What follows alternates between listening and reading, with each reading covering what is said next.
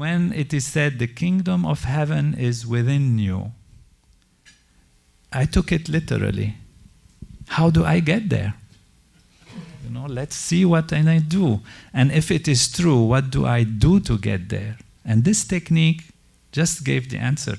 Instead of looking outside, which is also great. I mean, we want to be wealthy, we want to be happy, we want to have beautiful things. It's absolutely wonderful. It's nothing against this. But it's not going to give us what we're really looking for, ultimately in life. And if this thing is somewhere within me, closest to me, then this technique says, close the eyes and let the mind go towards the inside. And then the mind itself does the job. So there is no forcing, no trying. It's a simple technique that allows the mind to settle down, and experience the self. And even from the time of Socrates and the Greeks and all of that, know thyself was written on the doors on Delphi when you go there for the oracle. One thing you have to do, know thyself. This was the greatest wisdom of all time. Where is our self? It's within us. So doesn't it deserve a few minutes, morning and evening, to go back to ourself, to go back to that infinity within us, and to know who we really are? What happens to the body and the brain when the mind settles down? Going back to the self is not something of the intellect, it's not something of the mind alone. It's a direct experience of who one is. And what happens with that is amazing. Because when the mind settles, the body settles, stresses go away. And this is why all the research that you were talking about and all the results, the good results on the individual level and on social level happen. What we call scientific is that which is systematic, so there is a system, which is reliable, so which means when you apply the system, you always get similar results.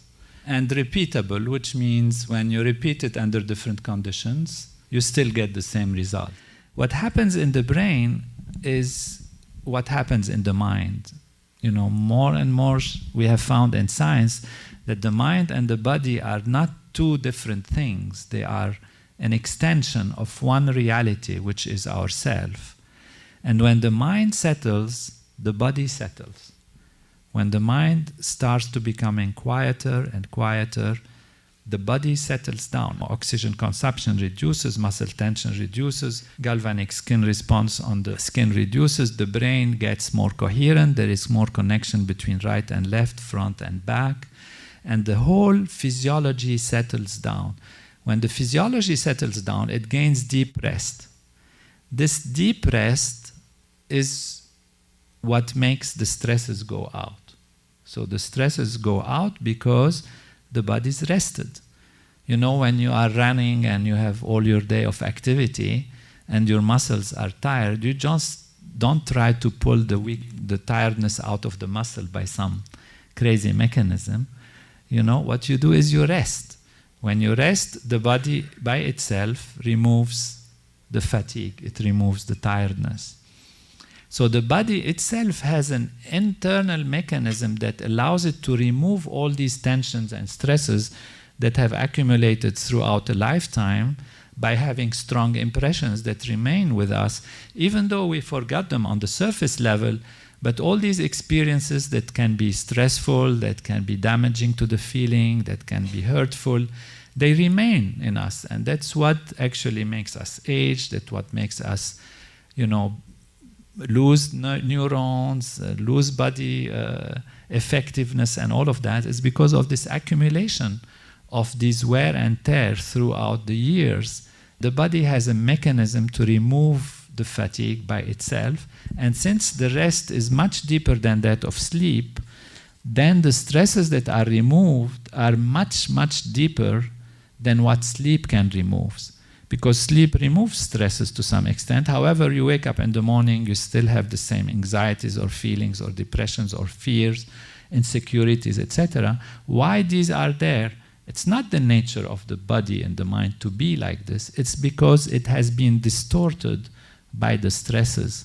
So what you need is a deeper rest. And this deeper rest automatically will readjust the physiology. So what's different in this technique is that first, it is not based on believing in it. It's not based on a philosophy as such, but a deep understanding, of course. And the technology itself is extremely simple. The children can do it, and adults can do it, people of different races, different traditions, different belief systems, and they all get the same result. So that's why we call it a technology, and that's why we call it scientific. This is one thing which is different between this technique and others, though we don't like to compare, but every technique has its value. But most techniques of the mind try to manipulate. So think of your breathing, think of your environment. So what you're doing is you're asking the intellect, the mind, the intellect, to focus on something, to think of something, to do something, even though more settled and more quiet. In this technique, we don't ask the mind to focus or concentrate or anything. We just allow the mind to take its own course, which is a systematic course of going inwards and settling down. So this technique is neither hypnosis, nor psychiatry, nor nothing. We usually take an example. You know, if you have a honeybee buzzing around, and it'll be buzzing, and suddenly it gets quiet. When does it get quiet? When it finds the nectar. It's attracted and it settles down. The mind is like this, is buzzing, searching. We're always searching for more, always. What is the nature of the mind?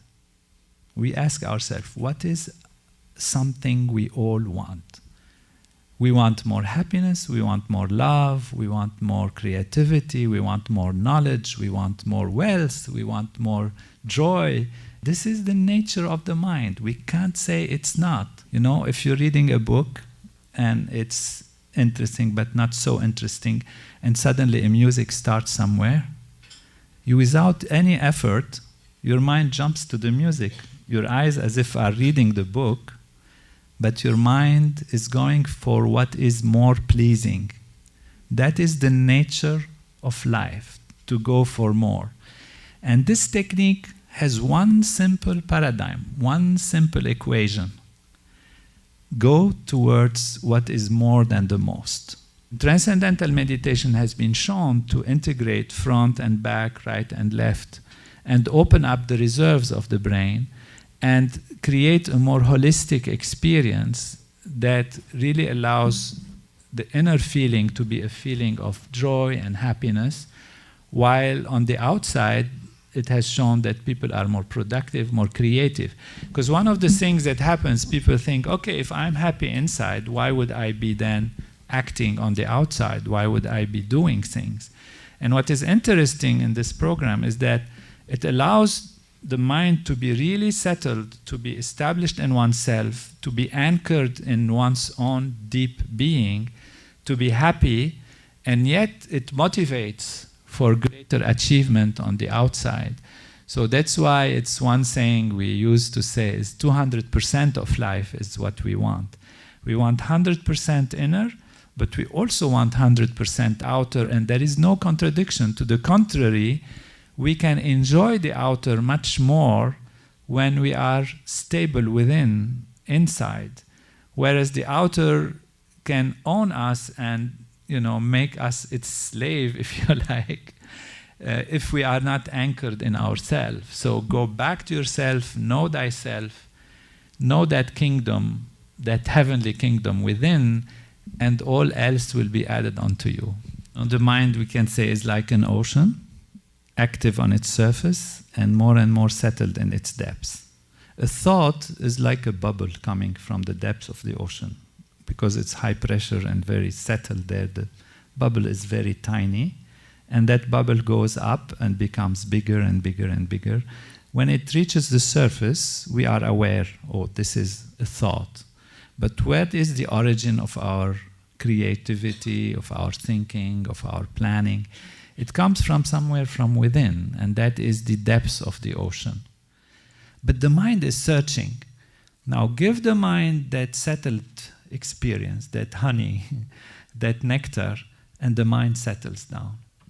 So We don't force the mind. It's a simple technique. By the way, I wanted to define just the term transcendental. To transcend means to go beyond. And when we said the mind is like an ocean, on the surface it's active and in its depth it's quiet. Really what happens is as the mind settles down through this technique, it reaches the point where you have no thoughts, you have completely settled mind, and yet you are awake. This we call transcendental state. So beyond all activities of the mind, so you transcend actually even the mind activity into the self, into that bottom of the ocean. And that happens completely naturally. So that's where the word transcendental comes from, to transcend, to go beyond. To go beyond what? To go beyond even the faintest impulse of thought to the level of pure consciousness. Now, if we can get there, we go to the source of all creativity, the source of all intelligence, and even to that state of pure being, which we said is a state of the self, pure being.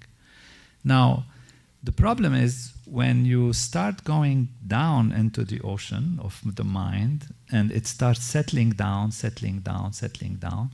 the tendency is to fall asleep. Because that's what happens when we settle down, we fall asleep. And when you fall asleep, you stop, therefore, at a certain level. Sleep is very rejuvenating. But deeper than that, you don't usually go. So there is a trick that we use. The trick is a sound which has no meaning. It's called a mantra. That's how these techniques are. You learn this specific sound, and the sound is not what makes it happen. The sound is just a vehicle on which the mind sits innocently, and the mind dives guided by its own nature to want to go to the depths. So as the mind goes deeper and deeper and it settles down, there is this mantra that prevents it from falling asleep, yet allows it to settle down. How do we use that? There is a technique. You have to learn it. There is a procedure. And that's why we need a teacher who is being qualified and understands how to guide the individual. That's why it's a personal instruction. And this knowledge comes from a tradition which is thousands of years old and has been proven through the test of time. And we feel we have something precious that we want to offer, which allows the mind to clear up the system. Let us try to work on the immunity of the system, the strengths of the individual. So first, we anchor ourselves in ourselves. We remove our stresses. We clean up our system from whatever it has that has been accumulated on it. Naturally, our defenses will be more, and the science has shown that the immune system is stronger, the hormonal system is more balanced, brain activity is more conducive to good behavior, because it doesn't just change the physiology, it changes the behavior, it changes the decision-making process. We can also add, even information overload is there. Look at us all, you open the internet, what's the news, what's happening? So we are saturated with this. Is there no time to clean it up a little bit? And so this is what just going back to the self is like rebooting the system. Otherwise the whole software is being manipulated. So even the information is becoming an overload today. And so we need to go back to the self. There is no question. We need to go back, settle down, refresh, reboot the system, and start over with strong immunity and strong physiology and strong mind.